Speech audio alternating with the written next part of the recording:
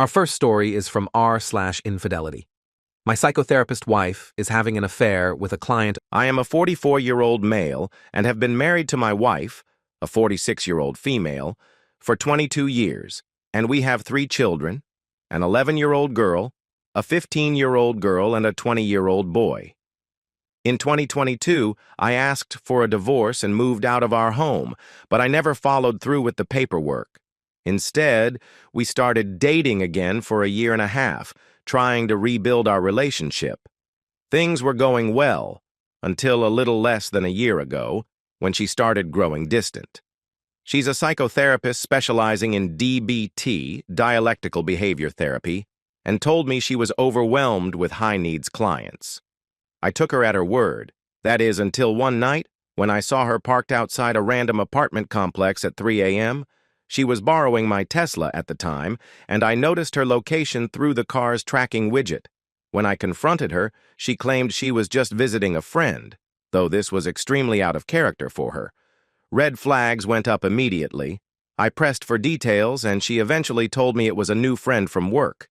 They were supposed to meet earlier, but plans got mixed up, and they ended up hanging out late. In our marriage, we've always allowed close friendships with the opposite sex, but we never had an open relationship. Still, something felt very off. She was evasive when I asked more questions, but after a week she finally gave me his name. She admitted the situation looked bad, agreed it was inappropriate, and said she wouldn't see him outside of work anymore. That was in early May 2024. Fast forward a few weeks to early June, and I discovered she had gone back to his place, staying until 6 a.m. When I confronted her again, she insisted he was just a friend, claiming she had too much to drink and fell asleep on his couch. I challenged her, and instead of giving me real answers, she said she needed space and asked me to leave her alone for a week. I wasn't convinced. During that week, I did some digging and found the guy's Instagram, phone number, and address. I reached out, thinking that if he was truly just a friend, he wouldn't want things to be misconstrued. His response? He called me a little biva and told me to go away.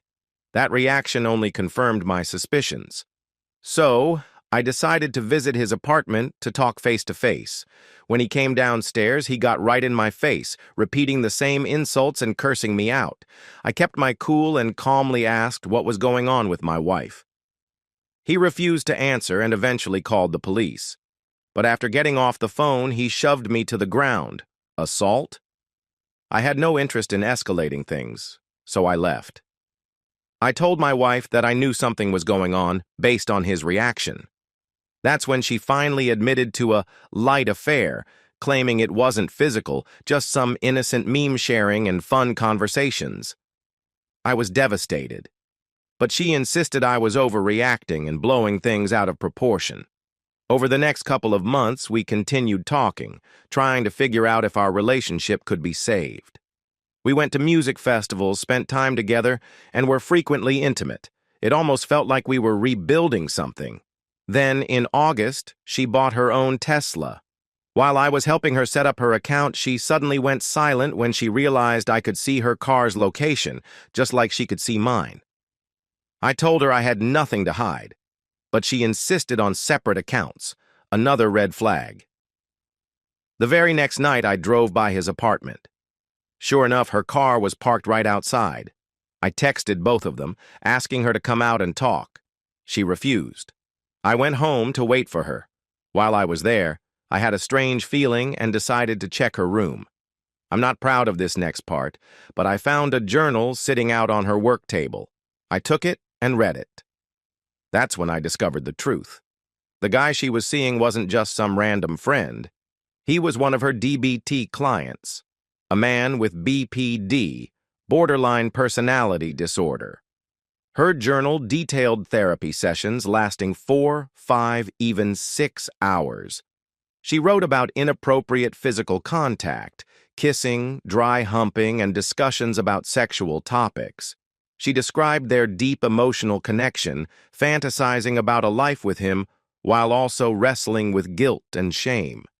She knew she was risking everything to be with him, and yet she couldn't stop. When she got home, I confronted her. She broke down, begging me not to report her to the Board of Behavioral Health. I left around 2 a.m. and immediately scheduled a session with my own therapist that morning to process everything. Turns out all therapists are mandatory reporters when it comes to ethical breaches. My therapist reported her. An investigation was launched, and I was contacted by the Attorney General's office to give a sworn statement. I kept my testimony vague. I didn't want to be vindictive, so I told them I wouldn't provide photos of her journal unless subpoenaed. I also convinced my wife to self-report, which she did. The investigation is ongoing, and I assume they're auditing her client records and conducting interviews, but I have no insight until the final report is made public. Meanwhile, our marriage is officially over. We are deep into the divorce process. In retaliation, she took out a harassment restraining order, HRO, against me for stealing her journal and bombarding her with texts asking why she did this. Still, I occasionally get a gut feeling that she's still seeing him. And every time I check, I'm right. Her car is still parked outside his place at night. She continues to risk everything: her career, her reputation, our family. As for me, I've been focusing on healing. I'm seeing my therapist regularly and staying steady on my meds. This has been incredibly difficult to process, which is why I decided to write it all out here. But I have learned a lot and have grown immensely since. The greatest thing I learned is of my own self-worth and what I am worthy of. Surprisingly, it feels a little cathartic to write this. Thanks for reading and offering any support. OP. First off all, I'm so sorry you're going through this. What you're experiencing is more than just betrayal. It's a traumatic collapse of trust, family, and ethical boundaries. You did everything right. Stayed calm, protected your kids, sought therapy, and stood up for your integrity without letting revenge take over. It's incredibly painful that someone in a position of power like your wife, especially as a therapist, abused that responsibility. You're not crazy for feeling blindsided, exhausted, or even numb. She crossed professional and personal lines that can't be undone, and her continued risk-taking shows she's in deep denial or self-destruction mode. Keep protecting your peace and your children's well-being. You've already taken some of the hardest steps, and you're walking out of this with your self-respect intact. Keep going.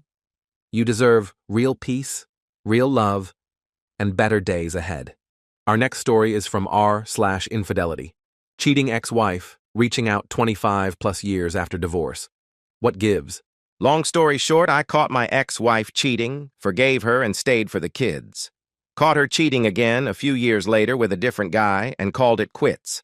I filed for divorce, she moved in with her AP and never looked back. All she wanted was her AP.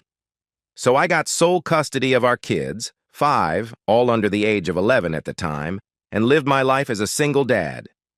She was 100% absent from our lives. The kids maintained a relationship with her parents, their grandparents, and on occasion she'd see the kids when they were visiting with her parents. But that was it. She's probably spent less than 48 hours total with the kids combined in the last 25 years. 7 years later, I met my current wife. We married, added a son, and have been together nearly 18 years. The kids are all adults now. They have very, very little contact with my ex, their bio mom. Now here's the issue. In the last 3 months, 25+ years after we divorced and she took off with her AP, she started reaching out. First sign was back in December with her wishing me a happy anniversary on FB Messenger. I mean, seriously? We've been divorced 25+ years and she's wishing me a happy anniversary on our former anniversary date? What the freak? I didn't respond to her message. Then she started sending me memes on FB Messenger about raising daughters, 4 of my kids are girls, and commenting that I was such a wonderful parent and how the kids have made me better as a person and dad. She's also started reaching out to the kids, and that hasn't gone well.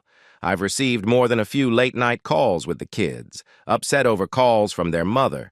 Apparently she's intoxicated when she calls them. Last night at 1 a.m., she sent me a text message on my phone asking for a copy of our old family photos and our wedding photos. What gives? What game is she playing here? She literally hasn't said 10 words to me since the night she left for her AP, and now 25 plus years later, she's all up in her feelings and reaching out. What the freak? Can anyone explain this? And no, she's no longer with the AP she dumped us for. That guy dumped her within a few months of the divorce being final. I just don't get it. OP, your confusion is totally valid. This sudden attention after 25 years of silence screams unresolved guilt or a midlife identity crisis on her part.